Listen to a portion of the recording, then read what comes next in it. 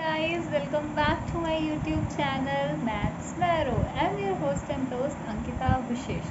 So guys, today's topic is Heron's formulas, exercise 12.2, and I have solved questions 7, 8 and 9 in this video, among which I feel ninth question is really important as I have seen in many schools कि ये question डला हुआ है in unit test as well as the final test that जो आपके semester में होते हैं दैट थिंग ऑल्सो मैंने इन क्वेश्चंस को सॉल्व करते टाइम जैसे रूट आ जाता है तो उसकी वैल्यू डाल करके प्रॉक्स में आंसर लिखा है।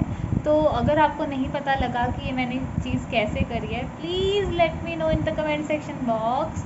मैं इसके लिए भी वीडियो ज़रूर बनाऊंगी। ऑल्सो अगर आपको नोट्स चाहिए तो do join my Telegram channel, उस पर नोट्स अपलोड हो चुके हैं और टेलीग्राम चैनल का लिंक जो है वो आपको डिस्क्रिप्शन बॉक्स पर मिल जाएगा। And without any further delays let's role.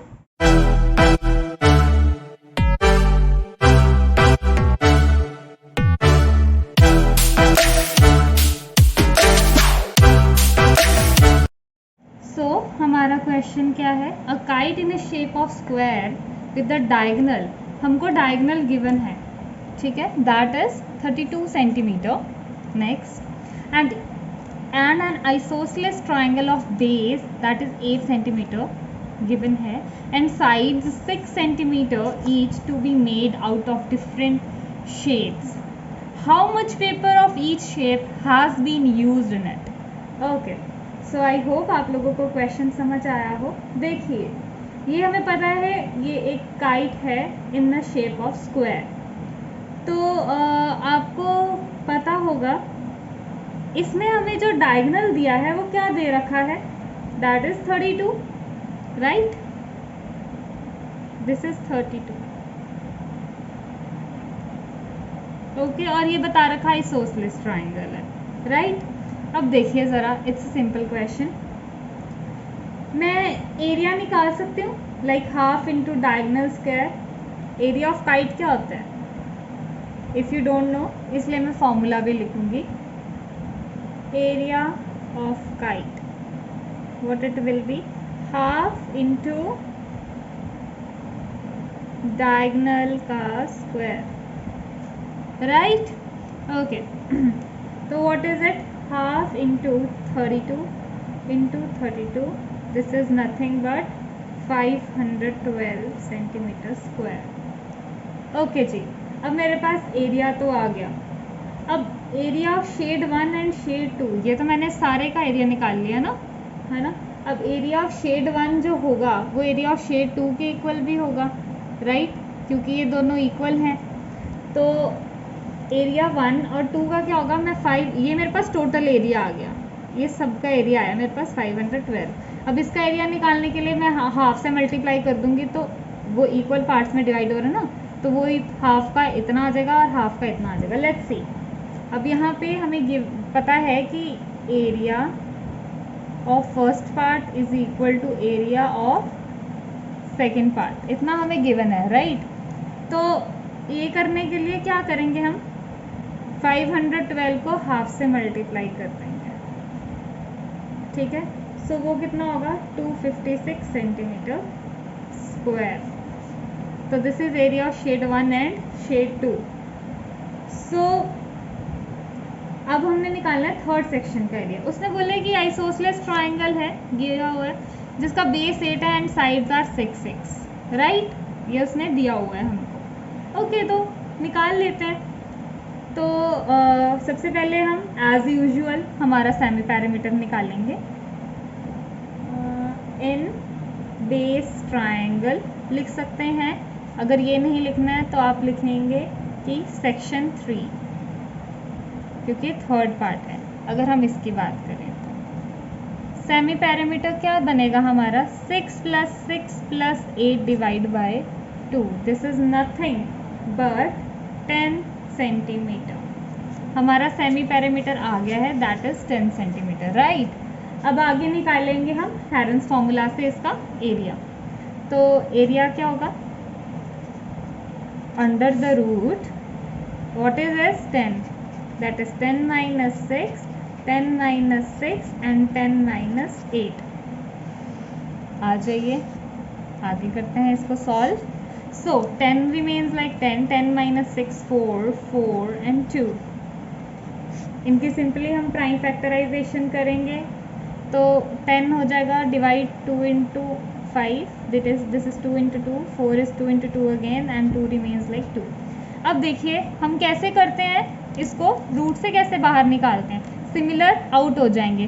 पहले क्या है, ये 2 है, ये बाहर आ जाएगा। ओके, अब यहाँ पे देखिए फिर से एक और 2 है, ये भी बाहर आ जाएगा। फिर देखिए एक और 2 का पेयर मिल रहा है, पेयर बाहर आता है ना रूट से, तो हम 2 मार्क करते जाएंगे और उनको बाहर निकालते जाएंगे। ठीक है जी। उसके बाद देखिए रूट में ये 5 अकेला रह गया, अगर 2 होते तो 5 भी बाहर आ जाता, पर ये 1 अकेला है तो इसको हम ऐसे ही लिखे रहने देंगे। This is nothing but 8 root 5। So इसका एरिया क्या हो गया 8 रूट 5 का, 8 रूट 5 सेंटीमीटर। अगर आप रूट 5 की वैल्यू डालते हैं तो आपके पास जो एरिया आता है that is 17.92 centimetre square like approx. So ये आपका एरिया आता है।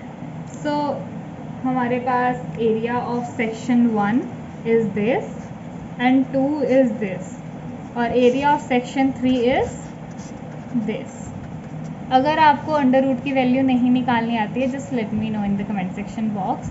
मैं आपको ज़रूर बताऊंगी कि हम अपने एक रूट की वैल्यू कैसे निकालते हैं। आई होप ये क्वेश्चन समझ आया हो। So just let's move to our next question.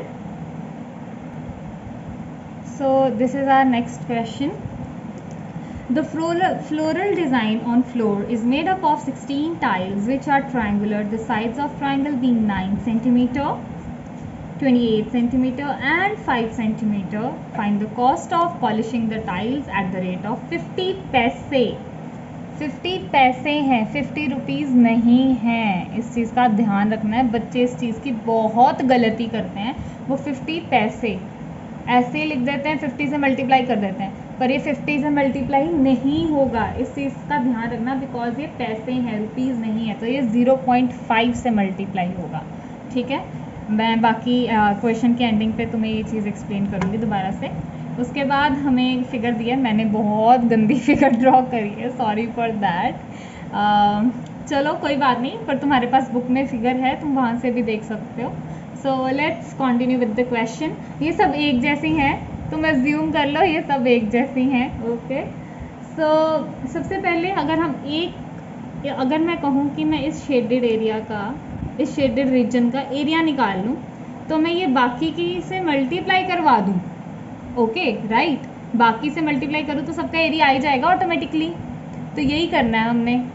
सबसे पहले क्या करेंगे, हम सेमी पैरामीटर निकाल लेंगे। सेमी पैरामीटर कैसे निकलेगा, 35 plus 28 plus 9 divided by nothing but 2। तो ये कितना आ जाएगा 36 centimetre. If you calculate the answer will be 36 centimetre itself. Okay, आगे देखिए, आगे अब आप निकालोगे by using herons formula. Herons formula क्या, हम एरिया निकालेंगे। एरिया कैसे निकलेगा, रूट में योर एस इज फॉर्मूला लिख देती हूँ, S minus A small S minus B and S minus C. तो what is S, S is 36, 36 minus 35, 36 minus 28 and 36 minus 9। ठीक है, जब आप इसे सॉल्व करोगे तो आपके पास क्या आएगा, 36 will be 36 into 1 into 8 into 27, right, यही आएगा।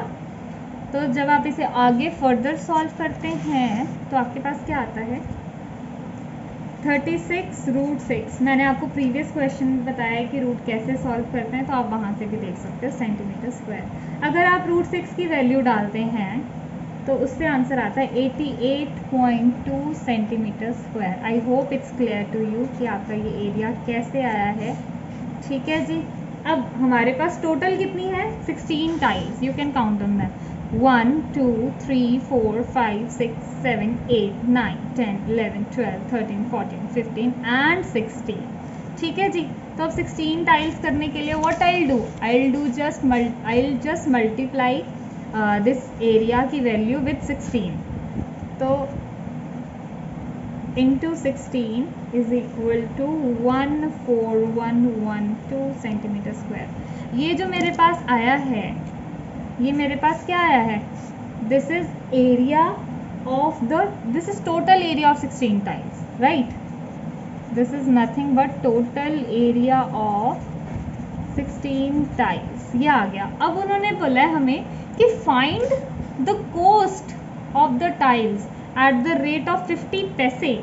अब ये 50 पैसे है, 50 रुपीज़ नहीं है, तो इस चीज़ की गलती मत करके आना। और मैं बोल रही हूँ तुम गलती फिर भी करके आओगे।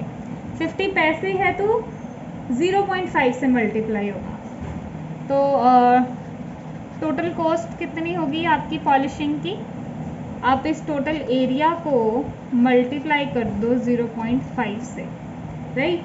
तो हो जाएगा 705.6 आएगा। सो कितने रुपीस, 705.6 रुपीज़। आप ऐसे ये रुपीज़ का साइन भी डाल सकते हो, ये इनकरेक्ट नहीं होगा। अगर आपको लगता है कि आपको ये रुपीज़ का साइन नहीं डालना है, यू कैन सिंपली राइट ₹705.6। सो ये भी आंसर कंसीडर हो जाएगा। तो बोथ आपके जो आंसर्स हैं वो कंसीडर हो जाएंगे। आई होप आपको समझ आया। पहले मैंने सेमी पैरामीटर निकाला, उसके बाद मैंने हैरन्स फॉर्मूला यूज़ करने के बाद उसका एरिया निकाला। उसके बाद जो एरिया आया मुझे पता लगा कि ये टोटल 16 टाइल्स हैं, उसको 16 से मल्टीप्लाई करा, एरिया ऑफ टाइल्स आ गया 16 टाइल्स का। उसके बाद मुझे कॉस्ट निकालनी थी, कॉस्ट मेरे पास आ गई, that is 705.6। I hope it's clear to you. अगर आपको अभी भी क्लियर नहीं हुआ है, you can just ask me in the comment section box. और इसके नोट्स भी आपको पता है टेलीग्राम पे मिल ही जाएंगे। ऑल्सो हम अगला क्वेश्चन कर लेते हैं, बिकॉज मुझे वो भी डिफरेंट लग रहा है थोड़ा। So let's move on to the next question. Okay, so our next and last question of this exercise and this chapter is, a field is in shape of trapezium whose parallel sides are 25 meter and 10 meter. The non-parallel sides are 14 meter and 13 meter. Find the area of the field. Okay guys, just listen. This is really important question, like इसके 99% chances होते हैं कि आपको exam में आ जाए। Okay right. अब ये question की फिगर समझना इज़ रियली इम्पॉर्टेंट। सबसे पहले आप इस क्वेश्चन की फिगर समझिए, ठीक है। क्वेश्चन तो होता ही रहेगा। देखो जी, अब अगर आप इस क्वेश्चन को ध्यान से देखें, उसने बोला, मैं ये बाद में छोटा सा फिगर तुम्हें बाद में ड्रॉ करूँगी, पहले तुम ये अच्छे से समझोगे। देखो, a field is in the shape of trapezium, ठीक है। It's in the shape of what trapezium, right. तो मैं इसको कुछ नेम दे देती हूँ, A, B, C and D, ठीक है। whose parallel sides are 25 सेंटीमीटर, तो this is 25 centimetre and 25 metre and 10 metre, right. उसके बाद उसने बोला है and the non parallel sides are 14 and 13 metre.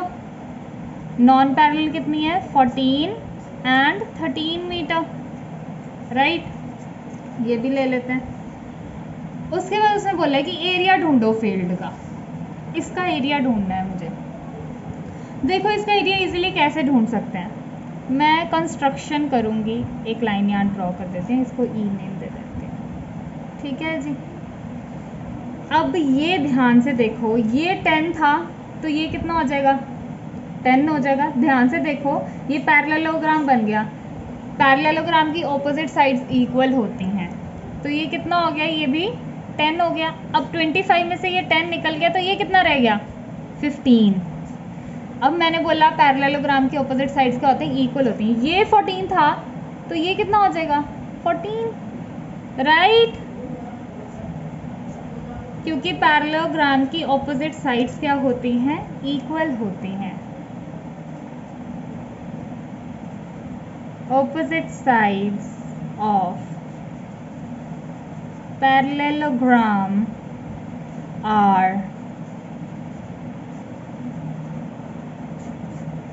Equal. Okay, अब ध्यान से देखो यहाँ पे, ये इसके बाद मुझे एक और कंस्ट्रक्शन करनी पड़ेगी, दैट इज एफ। उसका मैं रीज़न तुम्हें बाद में बताऊंगी, क्योंकि इसमें half into base into altitude लग जाएगा, और मुझे पैरेललोग्राम का एरिया पता है ना, तो उसके लिए भी मुझे ये चाहिए होगा। अब इसको मैं ड्रॉ करूँगी यहाँ पे मिनी में, ठीक है जी, सेम एज इट इज़ को। So here it is. अब मेरे पास ऐसे बच्चे भी हैं जो बोलेंगे कि मैम 13 और 14 दिए हैं नॉन पैरेलल साइड्स, आपने इधर 14 लिख दिया, इधर 13 लिख दिया, तो इधर 14 इधर 13 क्यों नहीं लिखा है? तो भाई नॉन पैरेलल साइड्स है, कोई भी ले लो, ठीक है, किधर भी ले लो, ठीक है। मेरे को 14 पहले था तो इधर मैंने पहले लिख दिया, इधर बाद में लिख दिया। इट डजेंट मैटर कि तुम कौन सी साइड को 13 ले रहे हो और कौन सी साइड को 14 ले रहे हो, इसमें तुम्हारी मर्जी है टोटली, ठीक है। अब करते हैं क्वेश्चन। देखो जी, आराम से समझना, हमें कोई दिक्कत नहीं है, जल्दी भी नहीं है, ठीक है, आराम आराम से करेंगे, आराम आराम से समझेंगे। बहुत इजी क्वेश्चन है, लोगों ने हुआ मजा रखा है, बहुत डिफिकल्ट है, बहुत डिफिकल्ट है, इजीएस्ट क्वेश्चन है। देखो ये तुम्हें समझ आ गई है, ठीक है। अब करना कैसे है इसको? सबसे पहले हम तो निकालेंगे इसका एरिया। पता है हमें तीनों डिफरेंट है, स्केल एंड ट्राइंगल है, ये भी डिफरेंट, ये भी डिफरेंट, ये भी डिफरेंट। हमें एरिया निकल जाएगा किससे? हेरेंस फॉर्मूला से। सबसे पहले हम सेमी पैरामीटर निकालेंगे, right, that is nothing but 14 plus 13 plus 15 divide by 2, तो ये आ जाएगा हमारे पास 21 मीटर। अब करो हेरेंस फॉर्मूला अप्लाई, तो एरिया क्या होगा रूट में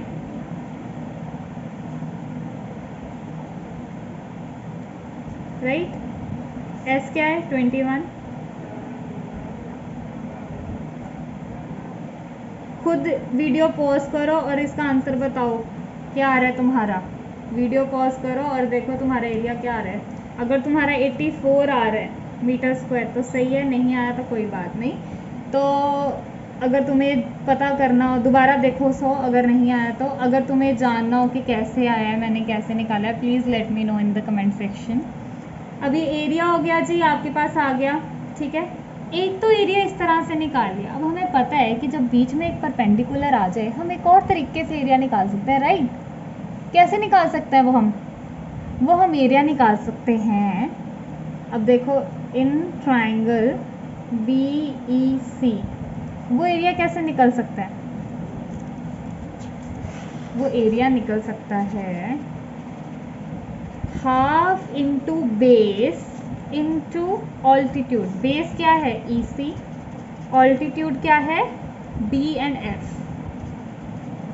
right. Half into base into altitude से भी एरिया हम निकाल सकते हैं। हाफ का हाफ, अब एरिया पता है कितना है 84, EC कितना है भाई 15, BF तो नहीं मालूम। अभी तुम्हें आगे पता लगेगा मैं ये क्यों कर रही हूँ। अब आप कहोगे क्या पागल है क्या, अभी तो एरिया निकाला है, अभी दोबारा से नहीं राजे, वो आपको आगे पता लगेगा कि मैं ये क्यों निकाल रही हूँ। मुझे एक्चुअल में ना BF की वैल्यू चाहिए, इसलिए मैंने इतना झंझट करा है। अब आपको बताऊंगी कि BF की वैल्यू क्यों चाहिए। देखो ये आ गया मेरे पास, अब ये इधर 1/2 डिवाइड कर रहा, इक्वल टू के उधर जाके मल्टीप्लाई करेगा, 15 इधर मल्टीप्लाई कर रहा है, इक्वल टू के उधर जाके डिवाइड करेगा, ठीक है। तो आपके पास BF क्या आएगा अगर आप इसे सॉल्व करोगे 11.2 सेंटीमीटर, राइट। यही आ रहा है आपका BF 11.2 सेंटीमीटर। ओके, BF आ गया हमारा। अब इसके पास आ जाओ, इसका एरिया क्या होगा? बेस, एरिया ऑफ पैरेललोग्राम क्या होता है? Base into altitude. आई होप आपको पता है एरिया ऑफ पैरेललोग्राम क्या होता है। एरिया ऑफ ABED क्या आएगा? Base into altitude. तो बेस मालूम है हमें कितना है, बेस 10, ऑल्टीट्यूड मैंने अभी निकाला है 11.2। अब पता लगा क्यों निकाल रहे थे हम ऑल्टीट्यूड, इसका एरिया निकालने के लिए हमें ऑल्टीट्यूड की ज़रूरत है भैया, तो इसलिए हम ये कर रहे थे। तो ये क्या आएगा, नथिंग बट 112 मीटर स्क्वायर। अब अपन को क्या निकालना है, total area, right. Total area किससे आएगा मेरे पास, जब मैं इस एरिया को और इस एरिया को ऐड कर दूंगी तो मेरे पास टोटल एरिया आ जाएगा। तो आएगा 84 प्लस 112 मीटर स्क्वायर। तो this is nothing but 196 metre square. I hope आपको ये आंसर पता लगा हो कि हमने ये टोटल एरिया अपना कैसे फाइंड आउट किया है। It's really easy but this is also an important question. देखो क्वेश्चन दोबारा से समझते हैं A to Z। A field दी हुई है ट्रेपीजियम की शेप में, उसकी पैरेलल साइड्स दी हैं, ठीक है, दैट इज 25 एंड 10।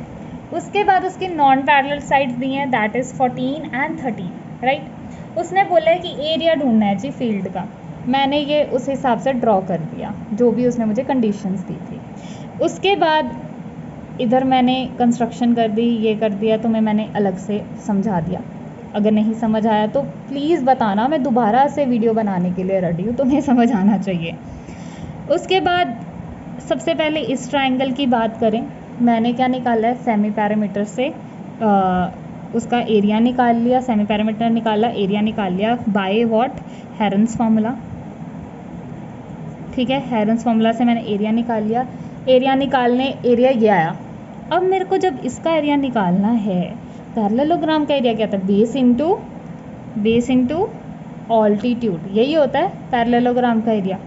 तो ऑल्टीट्यूड तो नहीं पता है पर मैं निकाल सकती हूँ क्योंकि मुझे इस ट्रायंगल का एरिया भी पता है और पता भी है half into base into altitude से निकल जाता है, ठीक है। तो यहाँ पे इस ट्रायंगल की अगर मैं बात करूँ तो मैं लगाऊंगी half into base into altitude.